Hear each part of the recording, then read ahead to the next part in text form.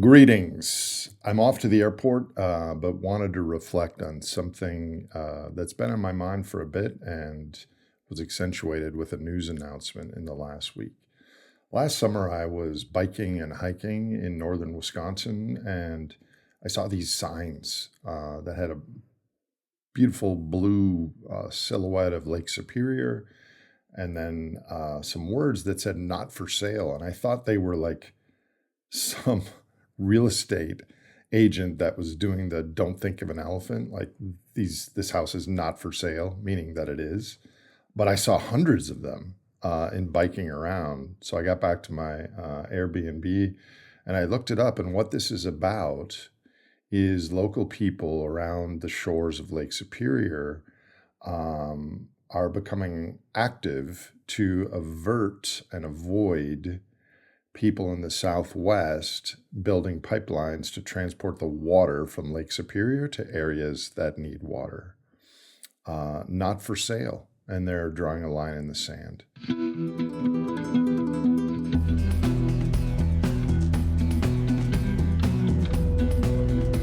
For many of you that live in Minnesota, especially, you might have seen last week the Biden administration announced a 20-year moratorium on the metals and mining in the Boundary Waters canoe area. There is copper and nickel there, and there's been this long fight between environmentalists and people in industry to avoid the environmental pollution from drilling in the Quantico and Boundary Waters area. You know, this all brings up this issue of what is for sale in our culture. Last week, I talked about two scenarios where if we continue to grow, if we are able to generate productivity from a combination of technology and available resources, that will gradually head towards a Mordor economy. Under that scenario, if it happens, we will be resource and sink and beauty constrained. Under the other scenario, which is a lower EROI, great simplification where we can no longer increase productivity in order to maintain our existing financial claims, we're going to be affordability constrained.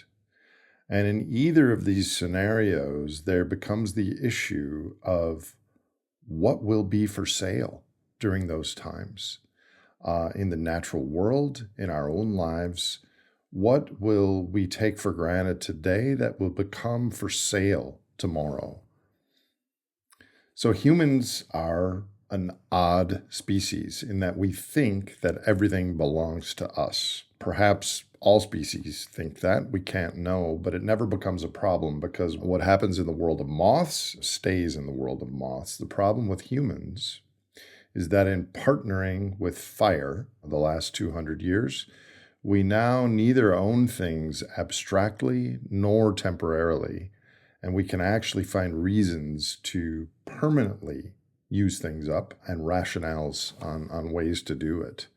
So what are we selling now and don't even realize it? I think just in our normal everyday lives and economic systems, we are selling the oceans. We've traded or sold coral reefs and most large species in the seas for a CO2 buffer. 90% plus of the extra heat added from fossil fuels has gone into the ocean, so it's greatly slowed the warming and the events we experience on land. You know, if we could buy another generation for living the high life and global commerce, who cares if the seas get more carbonated? But in very real ways, we're influencing dolphins, whales, seals, swordfish, tuna, and the roughly 25% of sea species that spend time in coral reefs, and the ones that cannot exist without calcium carbonate skeletons. So we're selling that without even reasoning or being aware of it. What else are we selling? We're selling our time. Given the benefits from fossil hydrocarbon to our society, the global north should really be working 10 to 15-hour work weeks, if that. But it isn't about work. The fossil armies are doing that work for us. So these jobs have become this unequal distribution of the monetization of Earth. And jobs provide that rationale while keeping us too busy and tired to consider what we've done. So there's lots of aspects of our society where we're already selling things that we don't realize. So my friend Wes Jackson, I think the quote he used was that leisure is a great enabler of morality or virtue. And we are so rich as a global culture, especially the global north, that we take for granted the beauty, the ecosystems, and even our ethic. We say that we do these things, but we don't really see the externalities of our actions. So in thinking about Lake Superior, in thinking about the metals and mining that will be required as humanity tries to double our footprint again in the next 30 years, when we monetize everything, we wind up selling everything. So the core message is, from my perspective, is we've monetized a world that doesn't belong to us. We belong to it. So in the financialization of the human experience, we have arrived at this precipice of biophysical accounting and like some real personal conversations. So this is just a short reflection. And if we can envision that things are going to get tougher and tighter and more economically constrained in the future, maybe listening to this and being aware of the issues on the podcast and in the polycrisis space, use your intellect and your ethical compass today to trump your future emotional mind. What things in your region, your community, your own life, your own principles, your own rules of living might become for sale in coming decades?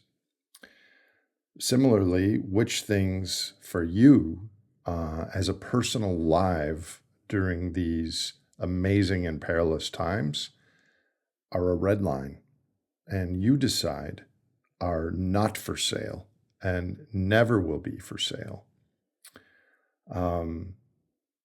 I think about that, and I hope that myself in the future Nate, is someone that I would be proud to know on the decisions that I make in 5 years or 10 years from now, as things economically become more wile e coyote and the leisure disappears. Will our virtue disappear with it?